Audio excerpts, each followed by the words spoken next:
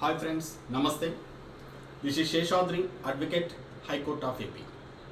న్యాయ సలహాలు, సూచనలు, అపాయింట్మెంట్ కోసం సంప్రదించవలసిన ఫోన్ నెంబర్ 9505260075.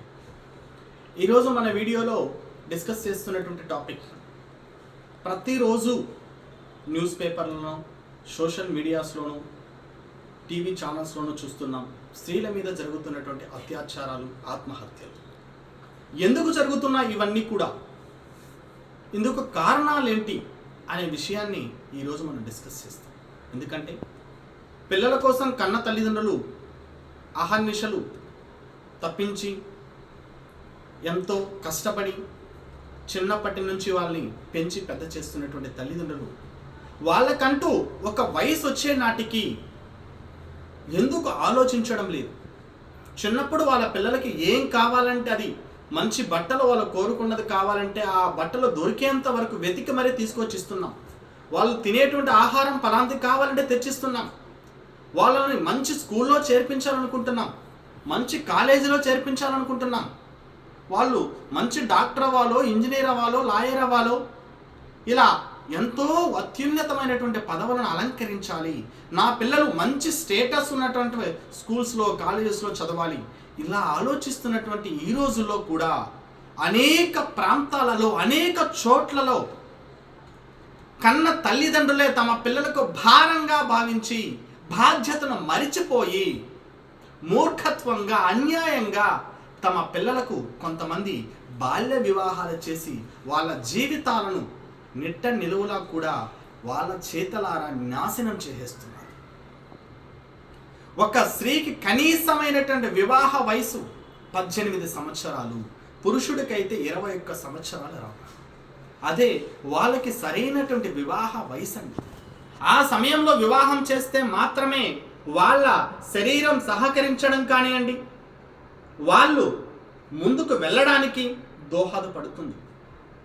ఒక స్త్రీకి, ఒక పురుషుడికి వివాహం చేయాలనుకున్నప్పుడు కనీసం ఒక 2 సంవత్సరాలు, 3 సంవత్సరాలు, 5 సంవత్సరాల వరకు మాత్రమే వయసు అనేటువంటిది తేడా ఉండాలి. కానీ 15 సంవత్సరాలు, 12 సంవత్సరాలు అంటే ఒక చిన్నాన్నతో పెళ్లి చేసినట్టు, లేకపోతే ఒక అన్నతో వివాహం చేసినట్టు ఉంటుందే కానీ ఆ యొక్క భార్యాభర్తల అన్యోన్య సంబంధం అనేటువంటిది ఎప్పటికీ కూడా ముందుకు వెళ్ళదు. ఈరోజు జరుగుతున్నటువంటి కోర్టులలో చూస్తున్నాం, వివాహం జరిగినటువంటి నెలకే కోర్టుకు వచ్చేస్తున్నారు. ఎందుకంటే వాళ్ళ మధ్య ఎటువంటి భార్యాభర్తల సంబంధం అనేటువంటిది బలంగా లేదు, ప్రేమాలు రాగాలు లేవు.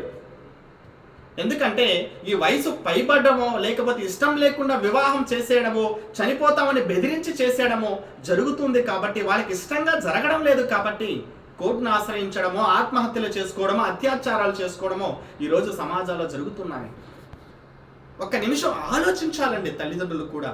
అయ్యో, ఈ బిడ్డ బాగుంటుందా లేదా, ఈ బిడ్డకి వివాహం చేయడం ఇష్టమా, కనీసం అతడేం చేస్తాడు, వాళ్ళ ఫ్యామిలీ ఎలాంటిది, ఏం ఉద్యోగం చేస్తాడు అనే విషయాన్ని ఆలోచించకుండా వాడికి ఆస్తులున్నాయా, బాగా డబ్బులున్నాయా అని ఆలోచించి వయసు ఎక్కువైపోయిన వాళ్ళకి కూడా 16-17 సంవత్సరాల్లో బాల్య వివాహాలు చేసేసి వాళ్ళ బాధ్యతను చేతులు తుడుపుకునేస్తున్నటువంటి తల్లిదండ్రులు ఈరోజు కూడా సమాజంలో ఉన్నారండి. అటువంటి స్త్రీలు తమ జీవితాలు నాశనం అయిపోయి ప్రతిరోజు కూడా వాడితో అనేక రకాలుగా హింసకు గురైతూ, వాడి హింసించేటువంటి గృహహింసను భరిస్తూ, ప్రతిరోజు నరకం చూస్తూ, కన్నీరు కారుస్తూ ఆ 4 గోడల మధ్య కుంగి కృషించి నలిగిపోతున్నారండి. అటువంటి నరకాన్ని కన్న తల్లిదండ్రులు ఇవ్వడం అనేటువంటి ఎంతవరకు సమంజసం అనేటువంటిది ప్రతి ఒక్కరు కూడా ఆలోచించాలి.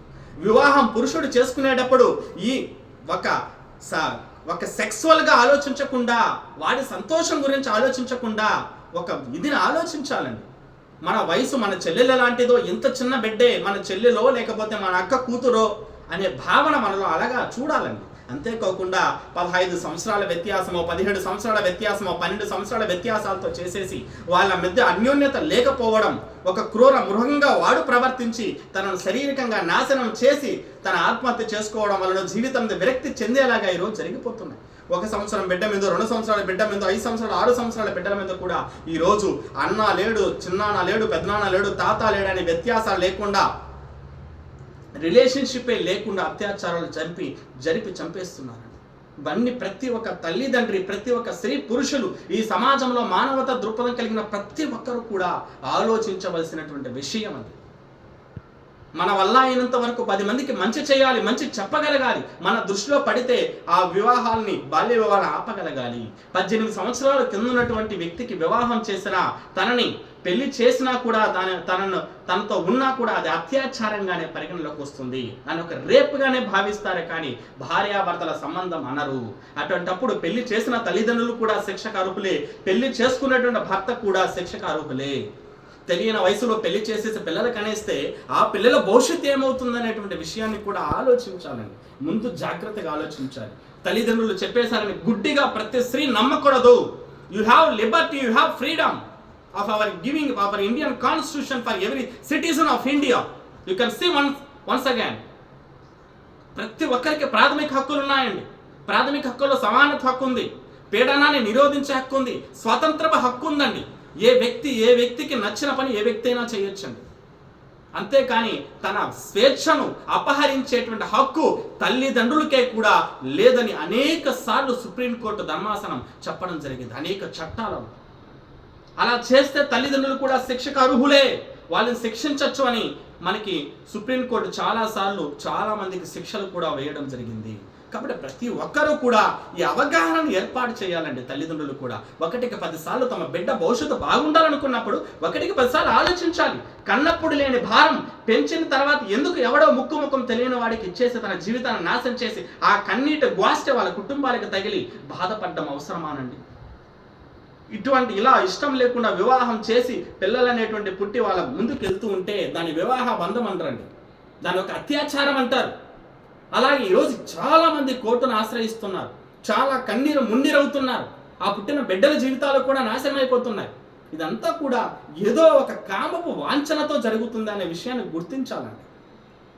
ప్రతి ఒక్కరూ మేల్కోవాలి, ప్రతి తల్లిదండ్రులు కూడా. ఎందుకంటే ఎంతో గారాబంగా ఇష్టంగా ఎన్నో నోములు వ్రతాలు చేసి తమ పిల్లలు బాగుండాలని పిల్లలను కంటుంటామండి. నిజమైన తల్లిదండ్రులను ఎప్పుడు అనిపించుకుంటారా అంటే తమ పిల్లలకు ఉన్నతమైన జీవితాన్ని ఇచ్చి సంతోషకరమైన జీవితాన్ని వాళ్ళకి అందించగలిగినప్పుడే ఆ తల్లి తండ్రి అనేటువంటి పదాలకు నిజమైన అర్థం.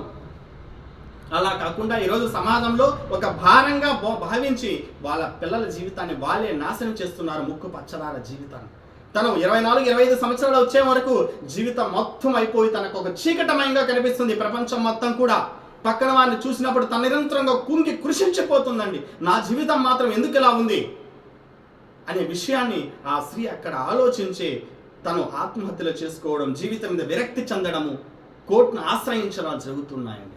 కాబట్టి ప్రతి ఒక్కరూ ఆలోచించండి, తమ పిల్లల భవిష్యత్తు గురించి ఆలోచించండి. సమాజంలో ఎక్కడైనా కూడా బాల్య వివాహాలు జరుగుతుంటే బాల్య వివాహ చట్టం 2006, అలాగే 18 సంవత్సరాల కింద భయపడినట్టు అమ్మాయిని కన్న తండ్రికి కానీ, అన్నకు కానీ, స్నేహితుడు కానీ, కట్టుకున్న భర్తకు కూడా ఒక స్త్రీకి ఇష్టం లేకుండా తాకకూడదు. అదే 18 సంవత్సరాల లోబడి వివాహం చేసిన ఆ అమ్మాయికి దాన్ని వివాహంగా పరిగణించరు. దాని యొక్క అత్యాచారం, దాని యొక్క రేపుగా మాత్రమే పనికిస్తారు. దాన్ని ఫోక్సో చట్టం 2012 అనేటువంటిది చాలా క్లియర్గా తెలియచేస్తుంది. కాబట్టి చట్టాల మీద అవగాహన, పిల్లలు కూడా వాళ్ళ ప్రాథమిక హక్కులు తెలుసుకోవండి. వాళ్ళ వ్యక్తిగత వికాసానికి, అభివృద్ధికి, సంతోషానికి వాళ్ళే పునాది వేయాలి. కాబట్టి ప్రతి ఒక్కరు ఇటువంటి ఘోరాలన్నింటినీ కూడా సమాజంలో అరికట్టడానికి ప్రతి వ్యక్తి కూడా మానవత దృక్పథంతో ఒక బాధ్యతగా వ్యవహరించాలని ప్రతి ఒక్కరికి తెలియజేస్తున్నా friends. Thank you for watching my video.